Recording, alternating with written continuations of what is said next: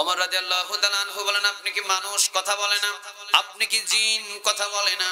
আপনি তাহলে কে, কোথায় থেকে আসেন? আবু বকর সিদ্দিক রাদিয়াল্লাহু তাআলা আনহু আমার হাতে লিস্ট দিয়েছে, এই বিধবা মহিলাদের খোঁজ খবর নেওয়ার জন্য। ফজর পড়ে এসেছি, কাজ করার সুযোগ পাইনি আপনার জন্য, আপনি করে দিয়ে চলে গেছেন। এরপরে তাহাজ্জুদ নামাজ পড়ে এসেছি, সুযোগ পাইনি, আপনি করে দিয়ে চলে গেছেন। আরেকদিন তাহাজ্জুদের আগে আসলাম, আপনি করে দিয়ে চলে গেছেন।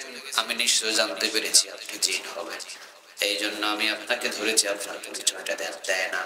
ওমর অনেক জিজ্ঞাসা করার পরে যখন পরিচয় না পেলেন, সামনে গিয়ে মাথার রুমাল টান দিয়ে দেখেন এইটা হলেন আবু বকর। কেঁদে দিলেন। ونؤمن به ونتوكل عليه ونعوذ بالله من شرور أنفسنا ومن سيئات أعمالنا من يهده الله فلا مضل له ومن يضلل فلا هادي له فلن تجد له وليا مرشدا ونشهد أن لا إله إلا الله وحده لا شريك له والذي لا ضد له ولا ند له لا مثل له ولا مثيل له لا وزير له ولا كفيل له لا شبه له ولا شبيه له لا ولد له ولا والد له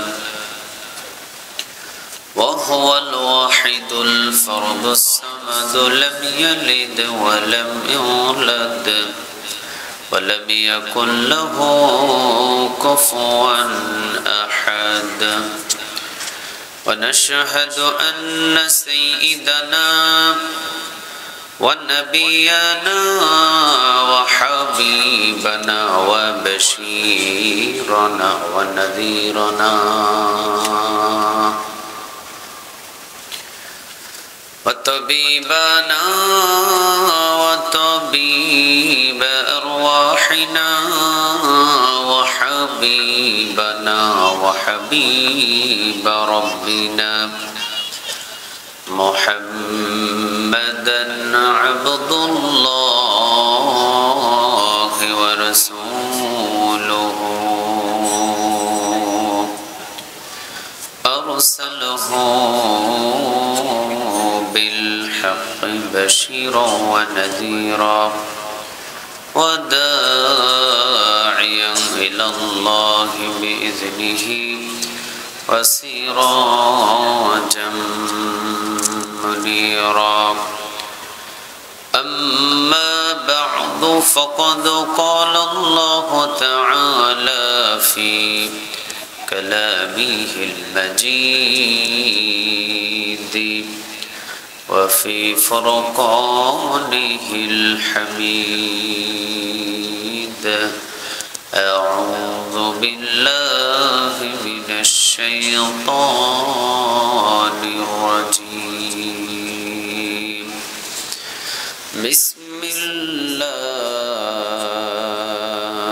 الرحمن الرحيم إن الله وملائكته يصلون على النبي يا أيها الذين آمنوا صلوا عليه وسلموا تسليما اللهم صل على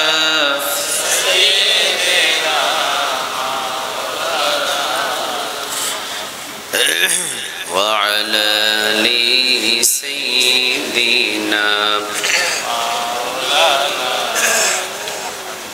اللهم صل على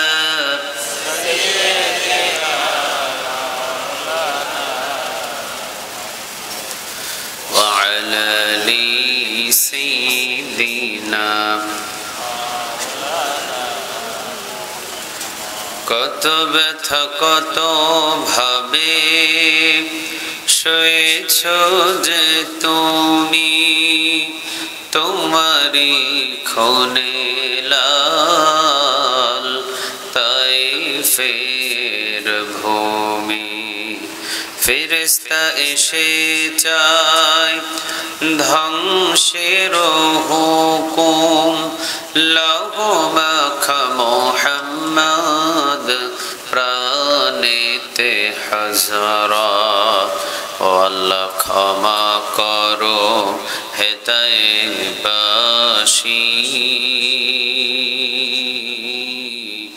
ওরা বুঝনি যে আমি যে মুহাম্মদ হৃদয়ে মুহাম্মদ আল্লাহুম্মা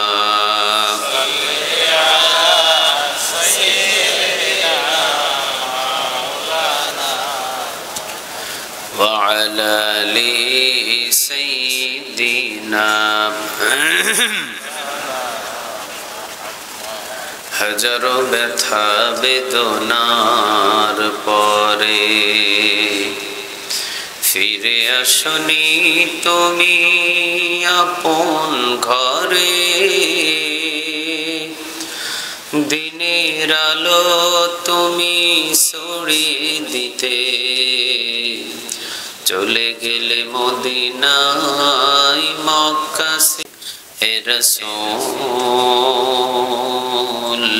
তোমাকে ভুলি আমি কেমন করে খেয়ে না খেয়ে দিন প্রচারের কাজে নিজেকে দিয়েছ বিলিয়ে তাইফের কাফেরেরা চিনল না সে আলো দুষ্ট কাফেরদের পিছু দিল লেলিয়ে পাথরের আঘাতে ক্ষত বিক্ষত হয়ে সারা শরীর থেকে রক্ত ঝরে হে রাসূল তোমাকে ভুলি আমি কেমন করে হে রাসূল তোমাকে ভুলি আমি কেমন করে আল্লাহুম্মা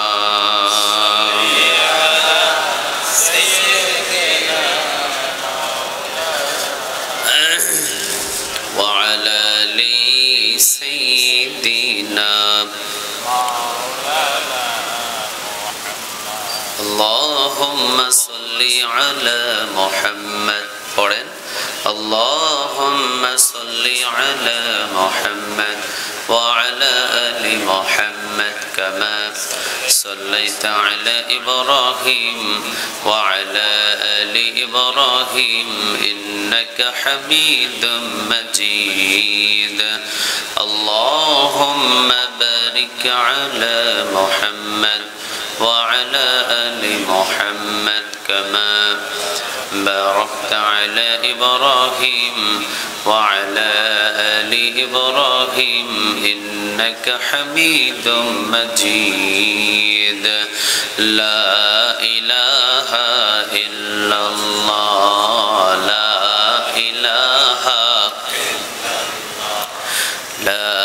إله إلا الله لا إله নোয়াখালীবাসী আপনারা সবাই কেমন আছেন? সুবর্ণচরবাসী আপনারা সবাই কেমন আছেন? আলহামদুলিল্লাহ আমিও ভালো আছি। আমাদের সবাইরে ভালো রাখেন তিনি কে? আমাদের সবাইকে সুস্থ রাখেন তিনি কে? মাঝে মাঝে অসুস্থ করেন তিনি কে? সকল নেয়ামতের মালিক পৃথিবীর কেউ নয়, একজন, তিনি কে বলেন?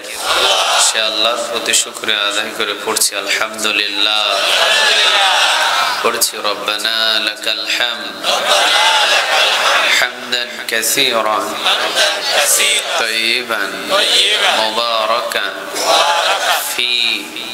পড়েন আল্লাহু আকবার كبيرا الحمد لله كثيرا سبحان الله بكرة وأصيلا سبحان الله وبحمده عدد خلقه ورضا نفسه وزنة عرشه ومداد كلماته قرن لك الحمد بالقرآن لك الحمد بالإسلام لك الحمد بأسمائك هو لك به سميته لك الحمد يا رب সকলে একসাথে ইয়া রব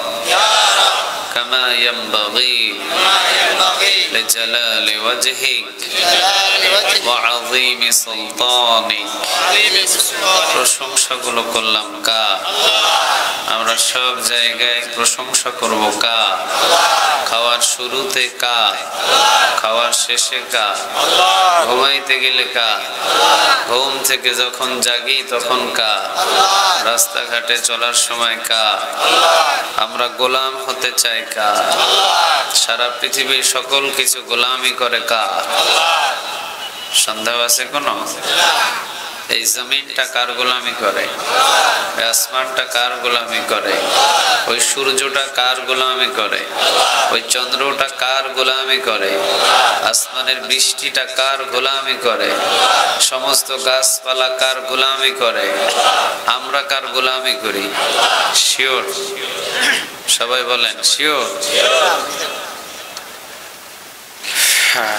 তালে তালে বলতেছেন যে আল্লাহর গোলামি করি। যখন বলা হয় কোরআনের আন্দোলন করেন তখন কয় না, কোরআনের রাজনীতি আমার ভালো লাগে না। তখন কার বাপের রাজনীতি করেন? কার স্বামীর রাজনীতি করেন? তখন সব জায়গায় বলতেছেন সবগুলো আল্লাহর গোলামি করে। সবগুলারে নিয়ে সমস্যা না, সমস্যা আপনারে নিয়ে।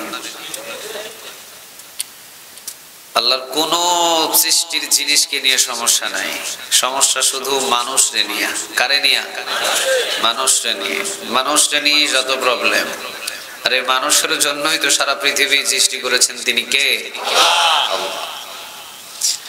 আল্লাহ রাব্বুল আলামিন বলছেন আফাগায়রা দীনিল্লাহি ইয়াবগুনা ওয়া লাহু আসলামা মা ফিস সামাওয়াতি ওয়াল আরদি তাওআন ওয়া কারহা ওয়া ইলাইহি ইউরজাউন।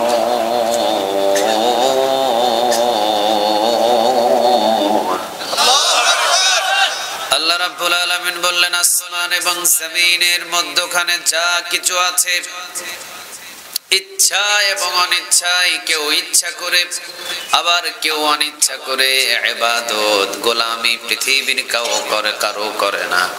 আসমান এবং জমিনের মধ্যখানে যা কিছু আছে সব কিছু গোলামি করে এক মালিকের। আওয়াজ দিয়ে বলেন তিনি কে? এটা আমার কথা না, এই কথাটা কার? আল্লাহ। আল্লাহ বলছেন আফাগায়রা দীনিল্লাহি ইয়াবগুনা ওয়া লাহু আসলামা মান ফিস সামাওয়াতি ওয়াল আরদি তাওআন ওয়া কারহান ওয়া ইলাইহি ইউরজাউন। আসমান এবং জমিনের এই মাঝখানে যা কিছু আছে সব কিছু ইচ্ছায় অনিচ্ছায় গোলামি করছে কার?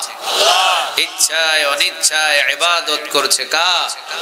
ইচ্ছায় অনিচ্ছায় মালিক মানছে একজনকে। আওয়াজ দিয়ে বলেন তিনি কে?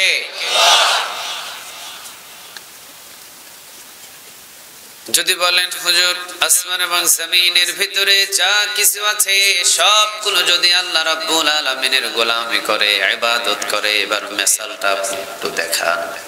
চলেন একের পর এক যদি আপনাকে উদাহরণ দিই, একের পর এক বিশ্বাস হতে শুরু হবে। যেই দিন পূর্ব দিকে সূর্য উদিত হয়, উদয় হয়, পশ্চিম দিকে ডুবে যায়, বলেন তো দেখি সূর্য উঠে এবং সূর্য ডুবে, সূর্যের প্রতিনিয়ত একটা সময় আছে, টাইম আছে। এই সূর্যটা একজন আর হুকুম মতো টাইম মতো চলে। আওয়াজ দিয়ে বলেন তিনি কে? প্রাইমারি স্কুলের টিচার আছে না এখানে? আছে আছে এখানে স্টেজে আছে কেউ? নিচে কে আছে?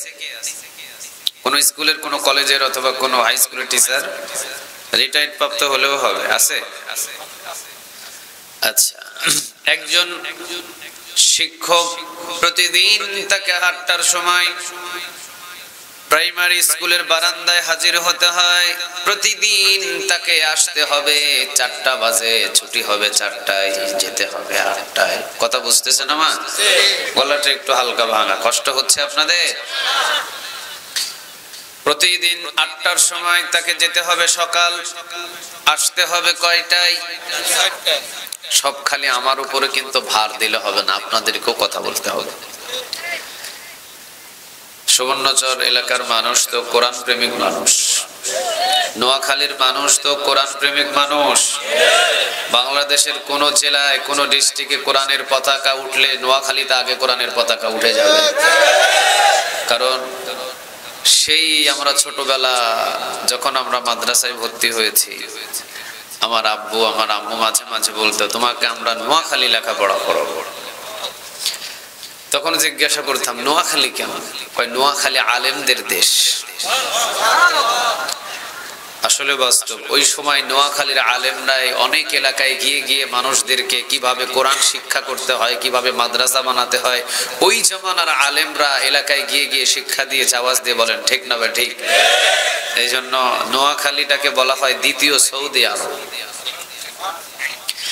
রংপুর, দিনাজপুর, লালমনিরহাট, রাজশাহী, বগুড়া, সিরাজগঞ্জ যাবেন, নোয়াখালী, তখন বলবো ও নোয়াখালী, এটা তো দ্বিতীয় সৌদি আরব। সবাই জানে নোয়াখালীর মা বোনেরা যত পর্দা করে, এত পর্দা বাংলাদেশের কোন জেলায় কোন ডিস্ট্রিক্টে এত সুন্দর পর্দা করে। ঘরে ঘরে পর্দা। অনেক এলাকায় গেলাম, অনেক অঞ্চলে গেলাম, গিয়ে গিয়ে দেখলাম পর্দা নাই। একটা শাড়ি পরে চলে এসেছে বাজারে, তাকায় দেখলাম, জিজ্ঞাসা করলাম আম্মাজান আপনার পরিচয়টা কি? তিনি বলছেন আমি মুসলমান। আমি চিন্তা করলাম আপনার বোরখা নাই। বলে বোরখা কি?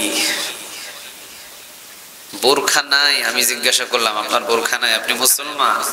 আপনি হয়েছেন বয়স ঠিক আছে 55-60, একটা বোরখা পরে বাজারে আসতেন বাজার করার জন্য। কই বোরখা কারে? আর নোয়াখালীর ভিতরে যদি বোরখা মা ব্যবহার না করে, ওই মেয়ে মা যদি ব্যবহার না করে, ওই মায়ের সন্তান যদি 4টা হয়, 4টায় যদি মেয়ে হয়, বয়স বাড়তে থাকবে, কিন্তু মেয়েগুলো। নোয়াখালীর মানুষ আগে চিন্তা করে মা পর্দা করে কিনা, আগে হেইটা দেখ। মা যদি পর্দা করে, মেয়েও পর্দা করবে, ঠিক না বা ঠিক?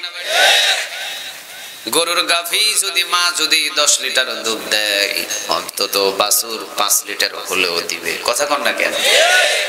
মা যদি বেপরদা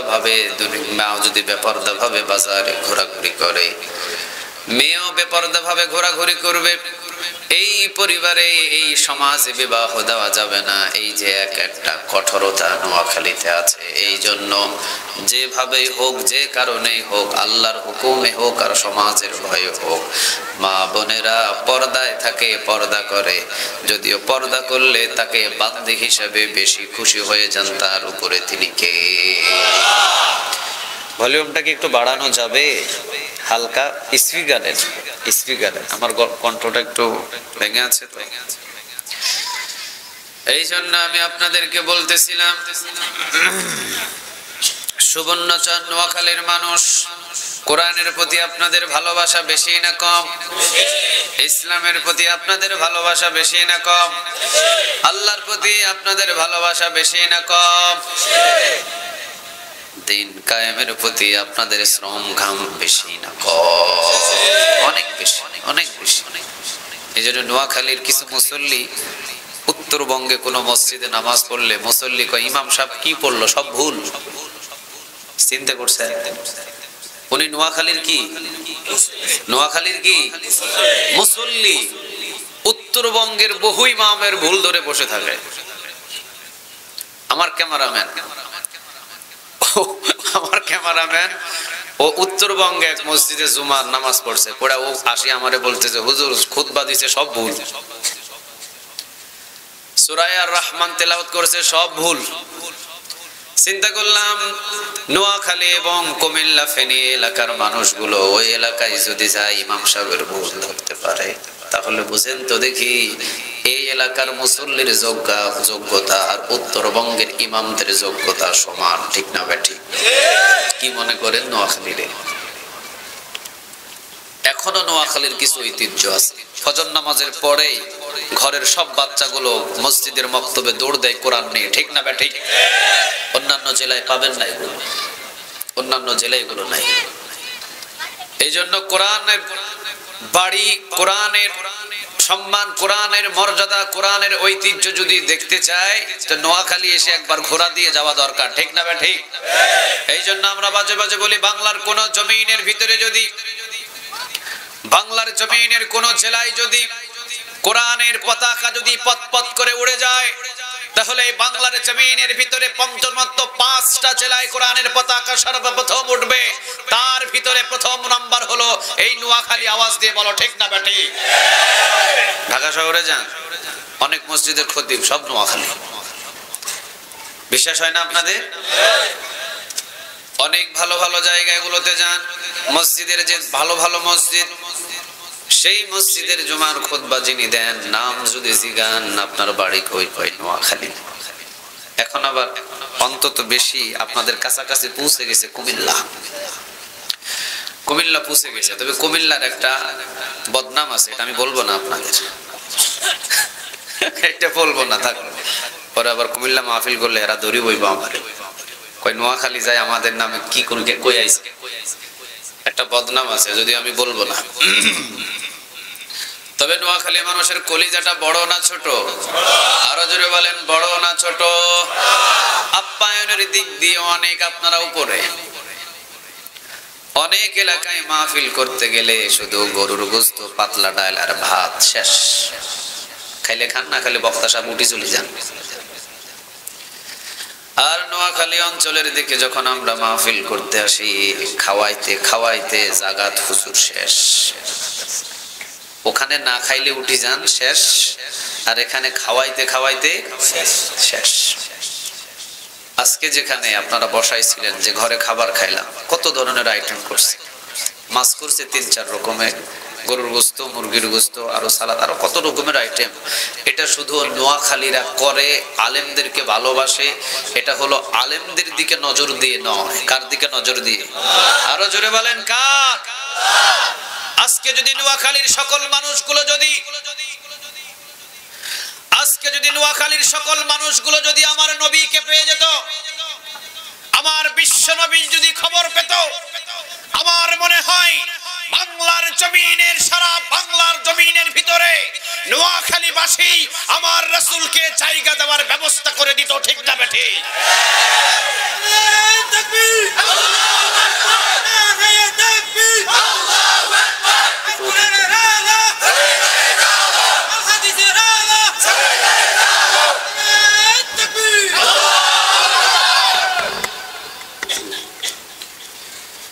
এই জন্য নোয়াখালীবাসী নবীরে পাই নাই, সাহাবীদেরকেও পাই নাই, শুধু আলেমদেরকে পেয়েছেন। এই জন্য নোয়াখালীবাসী আলেমদেরকে মহব্বত করে, আপ্যায়ন করে বোঝায় দেয় আল্লাহকে আল্লাহ। যদি নবীকে পেতাম, কলিজাটা কেটে খাওয়ায়া দিতাম, ঠিক না বেঠিক? যদি তোমার একজন সাহাবীকে পেতাম, সবচাইতে বড় মেহমানদারি যেটা বলে, ওই মেহমানদারি করতাম। সাহাবী তো পাই নাই, নবীও তো পাই নাই, নবীর দেশের কোন মানুষরেও তো পাই নাই, পাইছি আলেম ওলামাদেরকে। আল্লাহ, আলেম ওলামাদের চেহারা দেখে কোনো আপ্যায়ন আমরা করি না, আমরা তোমাকে খুশি করার জন্য আপ্যায়ন করি, একজনাকে খুশি করার জন্য। তিনি কে? এটা আপনাদের ভিতরে আছে, এটা নোয়াখালী আসলে বোঝা যায়। এই জন্য বাংলাদেশের কোন জেলায়, কোন ডিস্ট্রিক্টের ইমাম সাহেবের বেতন এখনো 2000 টাকা। নোয়াখালী, কুমিল্লা, ফেনীর ভিতরে ইমাম এবং খতিবদের বেতন মাশাআল্লাহ বাংলাদেশের সমস্ত জেলা থেকে এখনো বেশি আছে। আলহামদুলিল্লাহ। আমার এক বন্ধু নোয়াখালীতে চাকরি করে, ও বলে কোন দিন যে নিজের পকেটের টাকা দিয়ে চা খাইছি আমি নিজেও জানি না। আমি বললাম কি জন্য? কই মুসল্লির খাওয়ানোর ঠেলায় তো আমি বাঁচি না। দক্ষিণ দিকে গেলে কয় হুজুর চা খান, উত্তর দিকে গেলে কয় হুজুর চা খান, পূর্ব দিকে গেলে কয় হুজুর চা খান, পশ্চিম দিকে গেলে কয় হুজুর চা খান। শুধু খাওয়ার উপরে আছে। নোয়াখালী যতদিন থাকবো শুধু খাওয়ার খাওয়া। আলহামদুলিল্লাহ বলেন। এরা আলেমদেরকে মহব্বত করে। হাদিসের বর্ণনায়, সে মুসলিম শরীফের বর্ণনায়, কিয়ামতের ময়দানে আলেমদেরকে যারা মহব্বত করেছিল ওই আলেমটা জান্নাতে যাবে নাকি জাহান্নামে যাবে সেটা হলো পরের কথা, কিন্তু আলেমদেরকে যে মহব্বত করেছিল এই জন্য কিয়ামতের ময়দানে মুসলিম শরীফের বর্ণনায় একটা হাদিস আছে, নবী বলেন দুনিয়াতে যদি কোনো আলেমকে একটা পান খাওয়ায়, উদাহরণ দিচ্ছি আর কি, যদি একটা খেজুর খাওয়ায়, যদি একটা পান খাওয়ায়, অথবা যদি এক গ্লাস দুধ খাওয়ায়, শুধুমাত্র এই মহব্বতে যে নবীকে পাই নাই, শুধুমাত্র আলেমটাই পেয়েছিলাম, এই জন্য নবীর ওয়ারিস হিসাবে এটা খাওয়ায় দিলাম। কিয়ামতের ময়দানে কঠিন মুসিবতের দিনে যদি বিপদে পড়ে আর আলেমকে যে আল্লাহকে খুশি করার জন্য মহব্বত করেছিল, মুসলিম শরীফের বর্ণনায় নবী বলেন এইটার ওসিলায় আল্লাহ ওই গোলামটাকে আযাব দিয়ে দিবে। মুসলিম শরীফের আরেকটা বর্ণনা এসেছে, আলেমদেরকে আপনি মহব্বত করেছেন, কিয়ামতের ময়দানে অসংখ্য আলেমদেরকে অনেক জান্নাতে যাওয়ার জন্য সুযোগ দিয়ে দেওয়া হবে। এমন কি জান্নাতে যাওয়ার সময় এই আলেম যত পাওয়ারফুল হবে এবং আলেম যত যোগ্যতা সম্পন্ন হবে এবং এই আলেম যত আল্লাহওয়ালা হবে তাকে অনুমতি দেওয়া হবে তুমিও তোমার আত্মীয় স্বজন পাড়া পড়শি অথবা তোমার কাছের মানুষদেরকে জান্নাতে নিয়ে যাও। সুবহানাল্লাহ বলেন। তবে অনুমতি লাগবে কার? আর একটু জোরে বলেন কার? ইমাম সাহেব রওনা দিবেন জান্নাতের দিকে, মুসল্লি সামনে দাঁড়ায় বলবে ইমাম সাহেব যান কই? জান্নাতে যায়। জান্নাতে যাবেন, আমারে ভুলে গেলেন কিভাবে? কই আপনারে তো আমি ভুলি নাই, আপনি আব্দুল জব্বার ভাই না? কই হ্যাঁ। তা আপনি জান্নাতে চলে যান আর আমি তো এখনো হিসাব নিকাশ নিয়ে ব্যস্ত, এখনো হিসাব নিকাশ নিয়ে ব্যস্ত।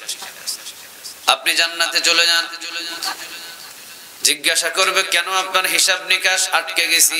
দুনিয়ায় তো তেমন ভালো আমল ছিলাম না, তবে ইমাম সাহেব আপনার পিছু আজকে ছাড়বো না। সুবহানাল্লাহ বলেন। আপনার পিছু আজকে ছাড়বো না, মুসলিম শরীফের বর্ণনা। আপনার পিছু ছাড়া যাবে না। দোকানে গেলে 4 বিল দিছি আমি, মাহফিলে গেলে যত নাস্তা খরচ দিছি আমি, সব কিছু আমি করছিলাম। কেন করছিলাম জানেন? দুনিয়াতে কোনো স্বার্থের জন্য করি নাই, আপনাকে শুধুমাত্র এই মহব্বতটা করছিলাম। আমার নবী বলছে, আমার আল্লাহ বলছে, ওই হুকুমটা পালন করেছিলাম। এই জন্য সুবহানাল্লাহ, আমার আল্লাহর হুকুমে করছিলাম, আমার নবীর হুকুমে করেছিলাম।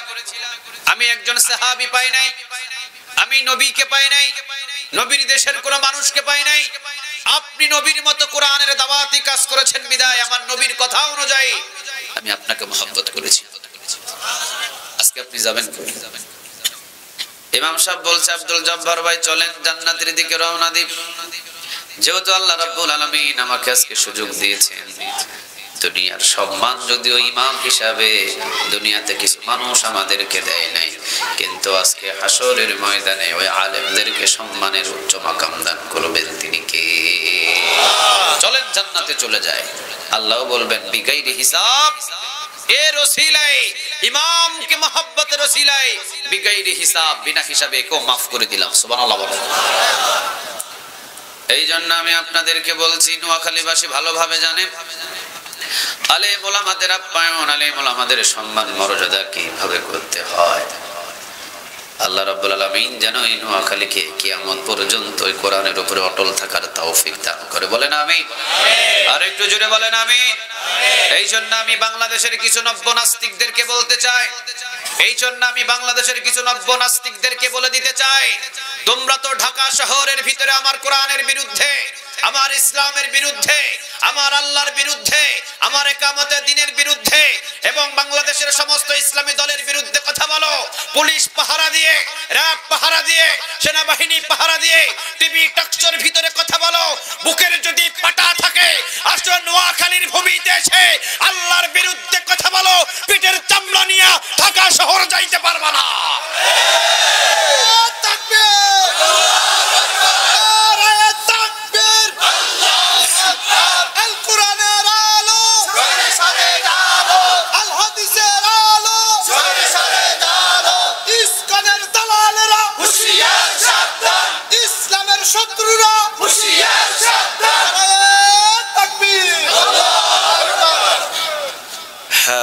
ভালো একটা নাম স্মরণ করে দিচ্ছি, ইস্কন। এগুলো ইহুদিদের দালাল, এগুলো নাস্তিকদের পা চাটা গোলাম। এদের কোনো ধর্ম নাই, এদের কোনো ধর্ম নাই। এরা হিন্দু ধর্ম নয়, এরা মুসলমানদের শেষ করে দেওয়ার জন্যই এদের এজেন্ট হলো ইস্কন। ঠিক না ভাই? ঠিক। এদের কোনো ধর্ম নাই, ইহুদিদের দালাল। এটা নিয়েও আমরা অল্প কিছু সময় কথা বলবো সামনে ইনশাআল্লাহ। বসে।